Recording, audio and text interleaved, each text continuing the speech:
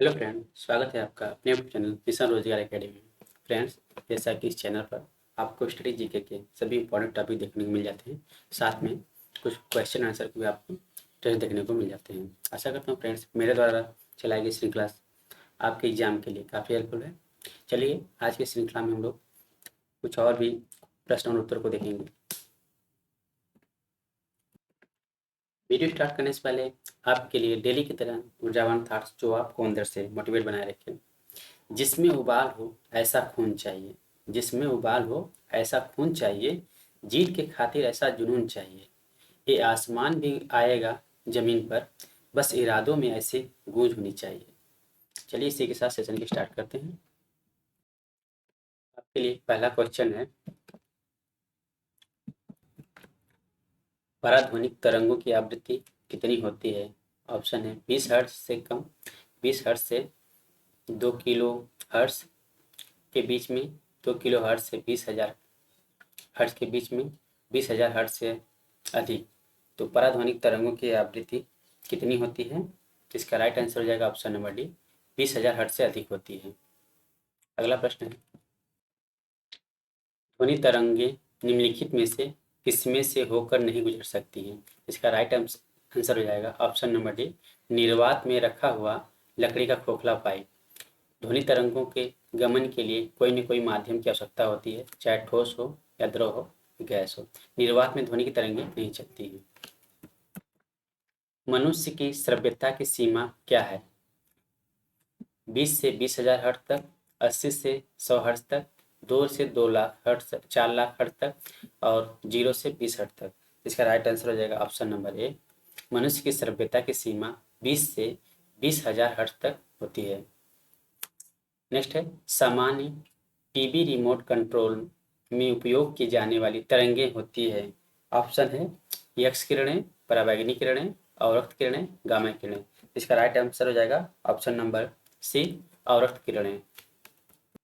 Next है, नीचे दिए गए विकल्पों में से किसमें ध्वनि आर पार नहीं जा सकती है? तो अभी हमने बताया है कि ध्वनि के गमन के लिए किसी न किसी माध्यम की आवश्यकता होती है। तो किस में से नहीं जा सकती है?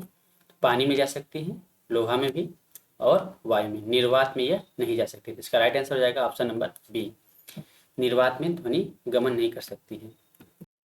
नेक्स्ट है, स्पष्ट रूप से प्रतिध्वनि सुनने के लिए परावर्तक सतह और सुनने वाले के मध्य कम से कम दूरी जो होनी चाहिए वह है, ऑप्शन है 165 फीट, 165 मीटर, 16.5 फीट, 16.5 मीटर। इसका राइट आंसर हो जाएगा ऑप्शन नंबर डी, 16.5 मीटर या लगभग 17 मीटर होनी चाहिए।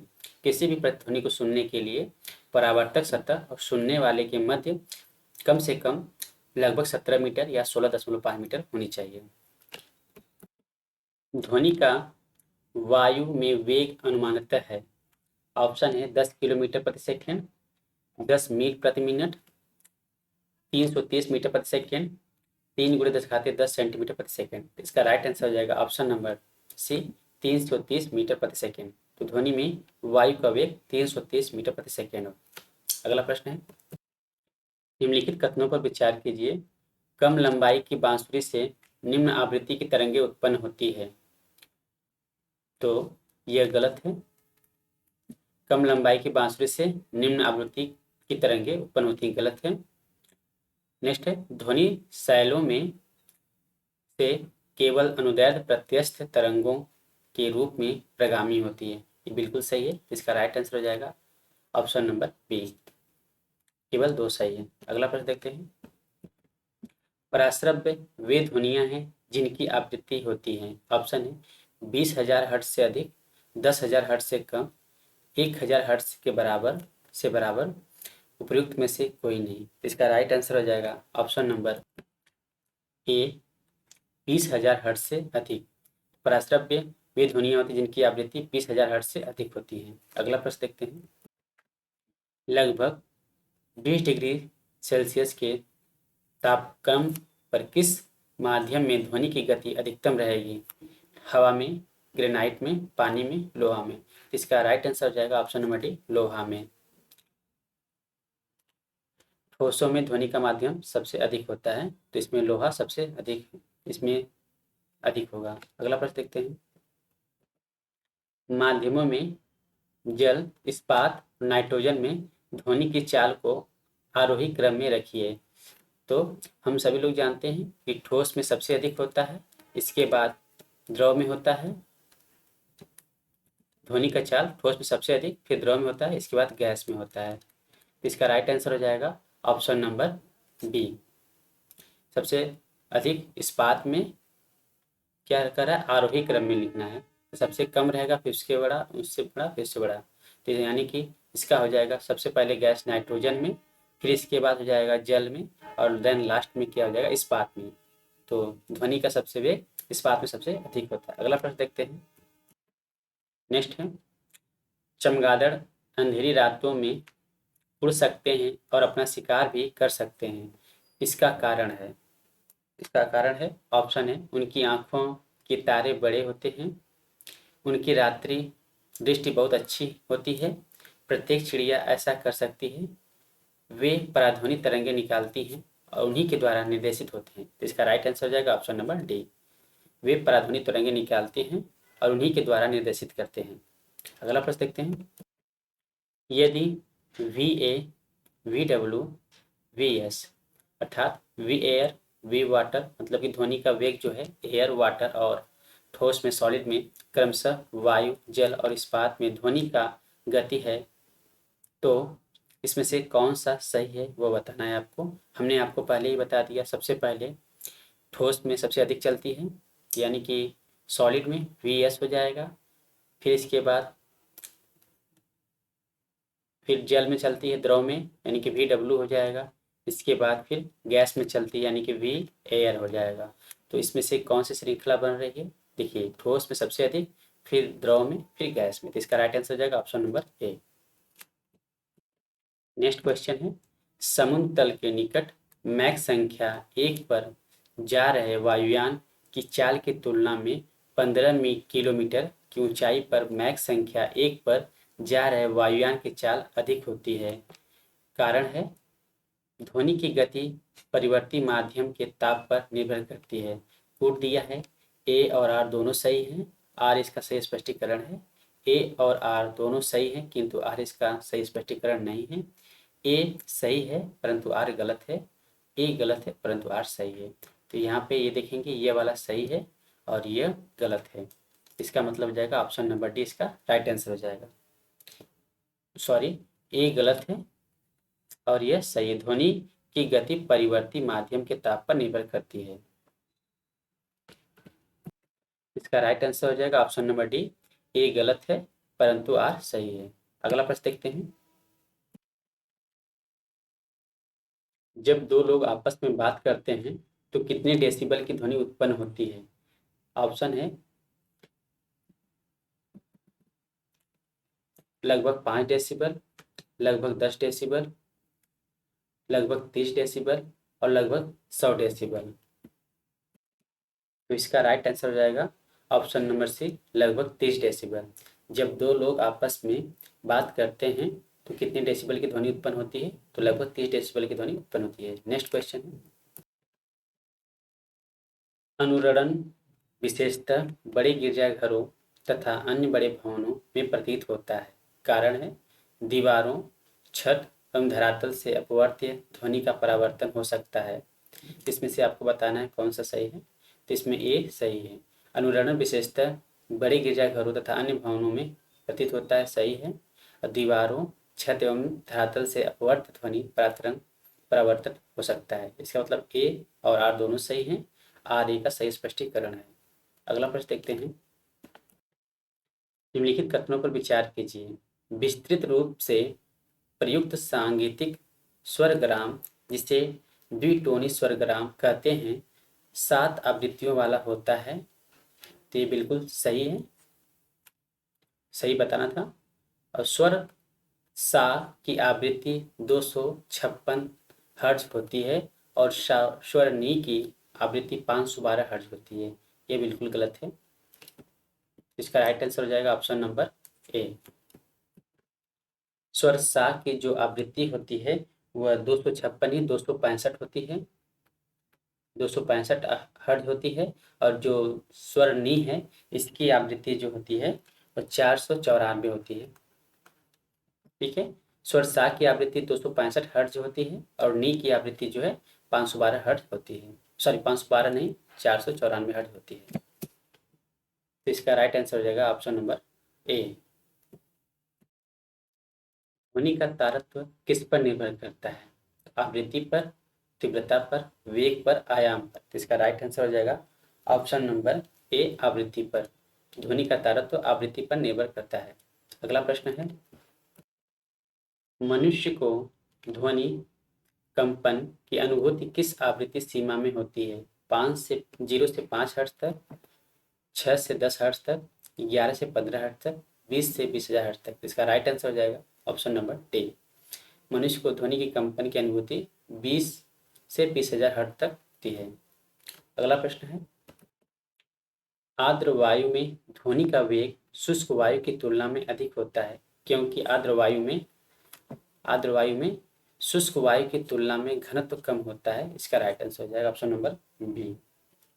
आर्द्र वायु में ध्वनि का वेग शुष्क वायु की तुलना में अधिक होता है, क्योंकि आर्द्र वायु में शुष्क वायु की तुलना में घनत्व कम होता है। अगला प्रश्न देखते हैं, ध्वनि तरंगों में निम्न में से कौन सी घटना नहीं हो सकती है?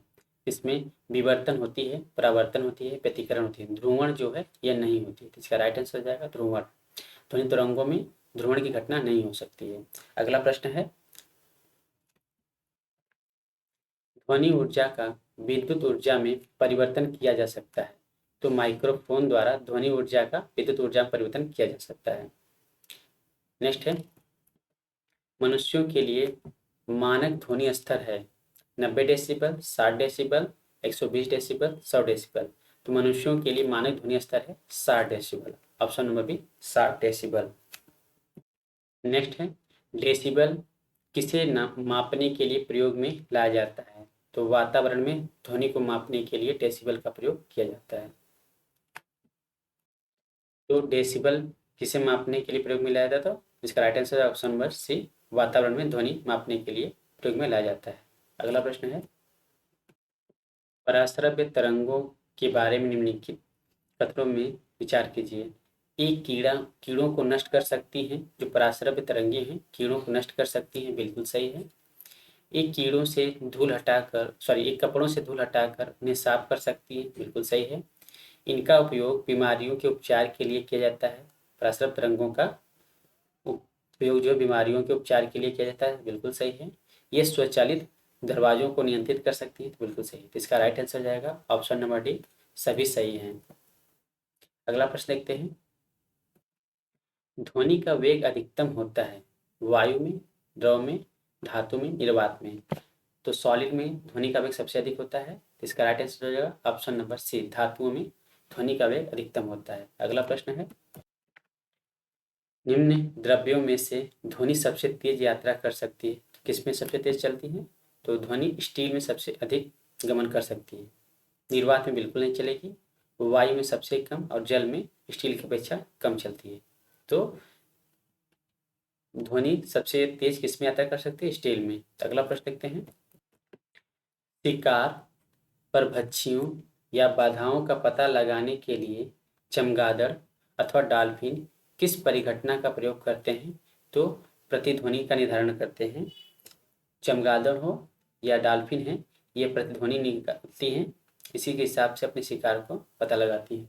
अगला प्रश्न देखते हैं, विश्व स्वास्थ्य संगठन के अनुसार एक नगर के लिए सुरक्षित ध्वनि प्रदूषण स्तर है। इसका राइट आंसर हो जाएगा ऑप्शन नंबर ए, 45 डेसिबल। विश्व स्वास्थ्य संगठन के अनुसार एक नगर के लिए सुरक्षित ध्वनि प्रदूषण स्तर 45 डेसिबल है। अगला प्रश्न है, रात के समय आवासीय क्षेत्र में शोर का अनुमतम स्तर है। इसका भी राइट आंसर हो जाएगा 45 डेसिबल। रात के समय आवासीय क्षेत्रों में शोर का अनुमत स्तर कितना है? तो 45 डेसिबल है। अगला प्रश्न है, एक जैव पद्धति जिसमें पराश्रव्य ध्वनि का उपयोग किया जाता है, किसमें किया जाता है पराश्रव्य ध्वनि का प्रयोग? तो सोनोग्राफी में किया जाता है। अगला प्रश्न है, चंद्रमा के धरातल पर तो व्यक्ति एक दूसरे की बात नहीं सुन सकते हैं, क्योंकि इसका कारण है क्योंकि चंद्रमा पर वायुमंडल नहीं है। इसका राइट आंसर हो जाएगा ऑप्शन नंबर बी। अगला प्रश्न है, म्यूजिक कंसर्ट्स के लिए हॉल की दीवारों को क्या कहता है? ऑप्शन है ध्वनि को बढ़ाना चाहिए, ध्वनि प्रेषित करना चाहिए, ध्वनि को परावर्तित करना चाहिए, ध्वनि का अवशोषण करना चाहिए। तो इसका right answer option number D, ध्वनि का अवशोषण करना चाहिए। तो म्यूजिक कंसर्ट के लिए हॉल की दीवारों पर ध्वनि का अवशोषण करना चाहिए। जो कंसर्ट लगाया जाता है वो ध्वनि को अवशोषण कर लेता है, जिसकी वजह से प्रतिध्वनि नहीं सुनाई देती है और ध्वनि स्पष्ट सुनाई देती है। अगला प्रश्न है, निम्नलिखित में से किस माध्यम में ध्वनि अपेक्षाकृत तेज चलती है? तो लोहे की छड़ में ध्वनि सबसे तेज चलेगी, कार्बन डाइऑक्साइड गैस है, भाप भी गैस है, जल द्रव है। तो हमने आपको बताया था कि सबसे अधिक ठोस में चलती है, इसके बाद फिर द्रव में, फिर गैस में। तो इसका राइट आंसर हो जाएगा ऑप्शन नंबर बी, लोहे की छड़ में ध्वनि सबसे तेज चलती है। अगला प्रश्न है, ध्वनि तरंगे हैं ठोस तथा गैस दोनों माध्यमों में चल सकती है। ध्वनि तरंगे ठोस गैस दोनों माध्यमों में चल सकती है। इसका राइट आंसर, निर्वात में नहीं चल सकती है, केवल ठोस माध्यम में चल सकती है, केवल गैसों में चला कर सकती नहीं, ठोस और गैस दोनों माध्यम में चल सकती है। इसका राइट आंसर हो जाएगा ऑप्शन नंबर डी, ध्वनि तरंगे ठोस गैस और द्रव में भी चल सकती हैं। अगला प्रश्न है, निम्नलिखित में से किसका ध्वनि के वेग पर कोई प्रभाव नहीं पड़ता है? तो तापमान पर ध्वनि का वेग पड़ता है, आर्द्रता पर पड़ता है, घनत्व का पड़ता है, दाब का कोई प्रभाव नहीं पड़ता है। तो दाब का ध्वनि के वेग पर कोई प्रभाव नहीं पड़ता है। नेक्स्ट प्रश्न है, सूर्य का प्रकाश पृथ्वी पर पहुंचता है। ऑप्शन है 5 मिनट में, 6 मिनट में, 8 मिनट में, 10 मिनट में। उपयुक्त में से कोई नहीं, उपयुक्त में से एक से अधिक। इसका राइट आंसर हो जाएगा ऑप्शन नंबर ई, उपयुक्त में से कोई नहीं। सूर्य का प्रकाश 8 मिनट 16.6 सेकंड में पहुंचता है पृथ्वी पर। अगला प्रश्न है, आइंस्टीन को नोबेल प्राइज किस कार्य पर मिला है? तो प्रकाश विद्युत प्रभाव के लिए आइंस्टीन को नोबेल प्राइज मिला है। अगला प्रश्न है, सूर्योदय से पहले तथा सूर्यास्त के पश्चात भी सूर्य अल्प समय के लिए दिखाई देता है, ऐसा होने का कारण है? तो यह किस घटना पर होता है? तो वायुमंडलीय अपवर्तन के कारण दिखाई देता है। इसका राइट आंसर हो जाएगा ऑप्शन नंबर बी, वायुमंडलीय अपवर्तन।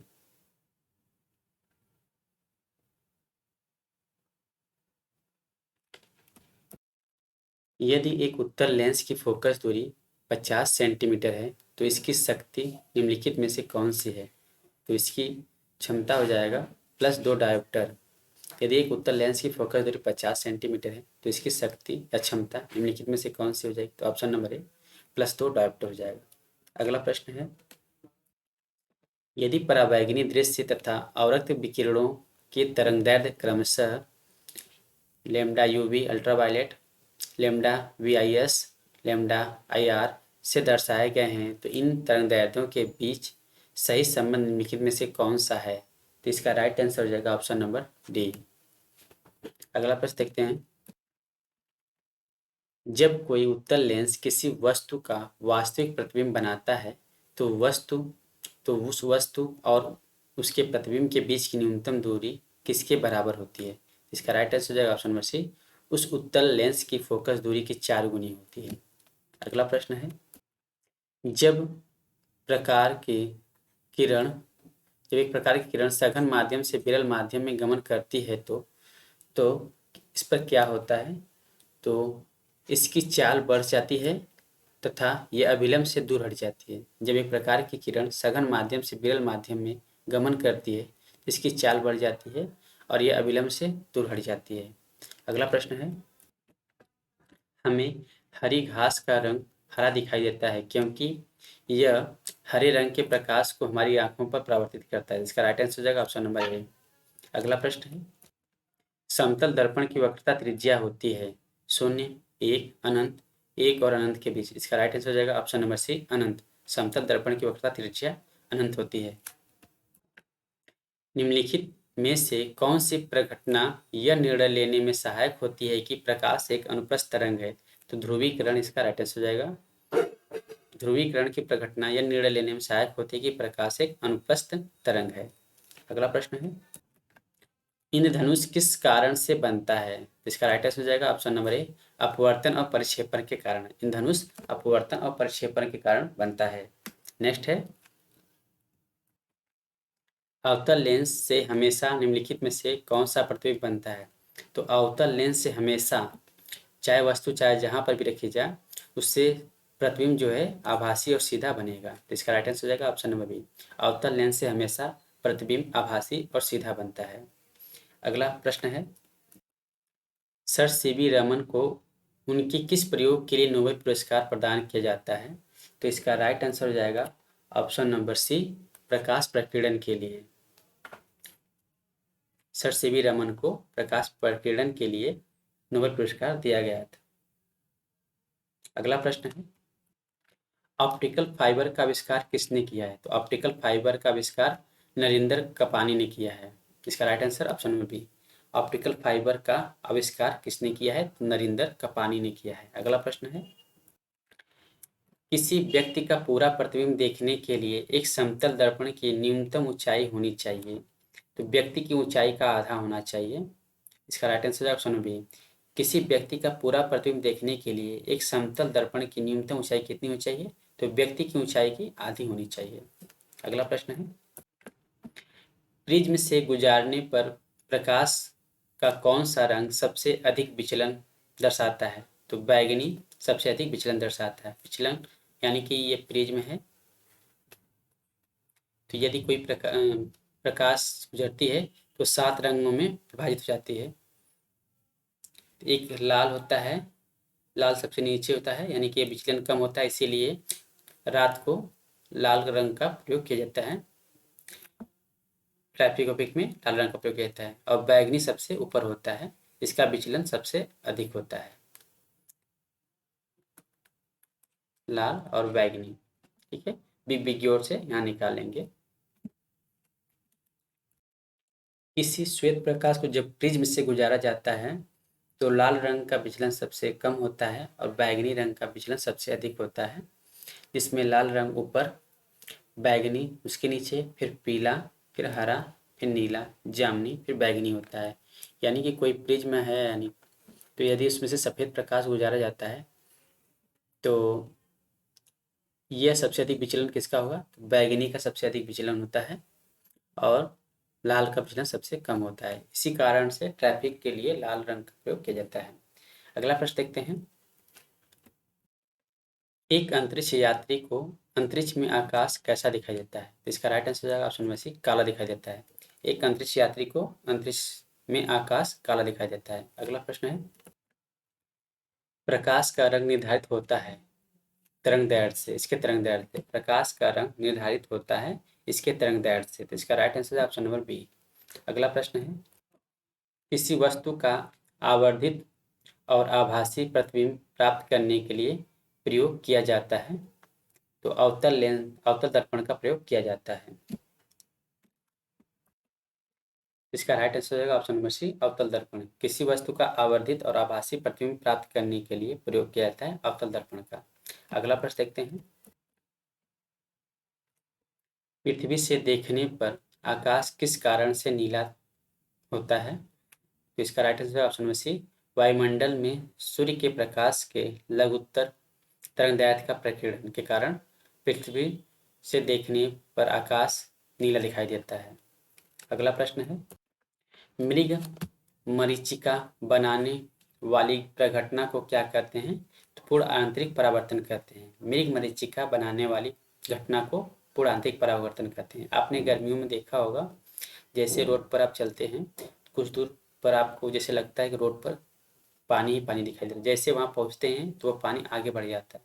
यह किस घटना का कारण है? तो पूर्ण आंतरिक परावर्तन का ही कारण है। अगला प्रश्न है, इनमें से कौन सा सदा उस वस्तु की छोटी छवि बनाएगा जो उसके सामने रखी जाए? तो उत्तल दर्पण के सामने कोई वस्तु रखी जाएगी तो वह हमेशा छोटी छवि बनाएगा। अगला प्रश्न है, चाक्षुष प्रदर्शिकक में प्राथमिक रंग होते हैं। प्राथमिक रंग आपको पता होना चाहिए, RGB होता है, जी, बी। आर से रेड, ग्रीन, ब्लू, यानी कि इसका राइट आंसर हो जाएगा ऑप्शन नंबर बी, लाल, हरा और नीला। प्राथमिक रंग लाल, हरा और नीला होते हैं, इन्हीं से मिलाकर सभी रंग बनाए जाते हैं। अगला प्रश्न है, परिदर्शी या पेरिस्कोप किस सिद्धांत पर कार्य करता है? तो परावर्तन के सिद्धांत पर काम करता है। परिदर्शी या पेरिस्कोप जो है वो परावर्तन के सिद्धांत पर कार्य करता है। अगला प्रश्न है, प्रकाशीय फाइबर किस सिद्धांत पर कार्य करता है? तो फाइबर नेटवर्क जो भी होता है वो पूर्ण आंतरिक परावर्तन पर कार्य करता है। तो प्रकाशीय फाइबर जो है वो पूर्ण आंतरिक परावर्तन के सिद्धांत पर कार्य करता है। अगला प्रश्न देखते हैं, तो अगला प्रश्न है, ल्यूमन एकक है या इकाई है? तो ल्यूमन किसकी इकाई है? तो ज्योति प्लस किसकी? राइट आंसर हो जाएगा option number A, Jyoti plus का। तो ल्यूमन ज्योति प्लस का इकाई है या एकक है। अगला प्रश्न है, ट्रैफिक सिग्नल में लाल प्रकाश प्रयुक्त होता है क्योंकि इसकी तरंगदैर्घ्य सर्वाधिक होती है। सही है, लाल रंग की तरंगदैर्घ्य सबसे अधिक होती है और इसका जो विचलन है सबसे कम होता है, इसीलिए ट्रैफिक सिग्नल में लाल रंग का प्रयोग किया जाता है। अगला प्रश्न है, अंतर्दर्शी या एंडोस्कोप किस सिद्धांत पर आधारित है? तो इसका भी राइट आंसर हो जाएगा ऑप्शन नंबर सी, पूर्ण आंतरिक परावर्तन। अंतर्दर्शी या एंडोस्कोप किस सिद्धांत पर आधारित है? तो पूर्ण आंतरिक परावर्तन के सिद्धांत पर कार्य करता है। अगला प्रश्न है, निम्नलिखित में से किस में उच्चतम ऊर्जा होती है? तो नीले प्रकाश में सबसे अधिक ऊर्जा होती है, तो नीला प्रकाश में उच्चतम ऊर्जा होती है। अगला प्रश्न है, वाहन में पीछे से आने वाली वस्तुओं को देखने के लिए किसका प्रयोग करते हैं? तो उत्तल दर्पण का प्रयोग करते हैं। वाहन में पीछे से आने वाली वस्तुओं को देखने के लिए उत्तल दर्पण का प्रयोग करते हैं। इसका राइट आंसर हो जाएगा ऑप्शन नंबर सी। संक्रमण आयन किसमें प्रकाश को अवशोषित कर लेते हैं? तो दृश्य क्षेत्र में प्रकाश को अवशोषित कर लेते हैं। संक्रमण आयन दृश्य क्षेत्र में प्रकाश को अवशोषित कर लेते हैं। इसका राइट आंसर हो जाएगा ऑप्शन नंबर सी। अगला प्रश्न है, परमाणु घड़ी निम्नलिखित में से किसके संक्रमण या ट्रांजिशन पर आधारित होती है? तो परमाणु घड़ी में सीजियम पर आधारित होती है। तो परमाणु घड़ी सीजियम के संक्रमण या ट्रांजिशन पर आधारित होती है। नेक्स्ट है, वायुमंडल के ऊपरी भाग में ओजोन परत हमारी रक्षा किससे करती है? तो पराबैंगनी किरणों से करती है। वायुमंडल के ऊपरी भाग में ओजोन परत हमारी रक्षा पराबैंगनी किरणों से करती है। ये रहे कुछ इंपॉर्टेंट प्रश्न एंड उत्तर। आशा करता हूँ ये वीडियो आपके लिए काफ़ी हेल्पफुल होगा। मिलते हैं अगली वीडियो में, तब तक के लिए bye bye, thank you, have a nice day.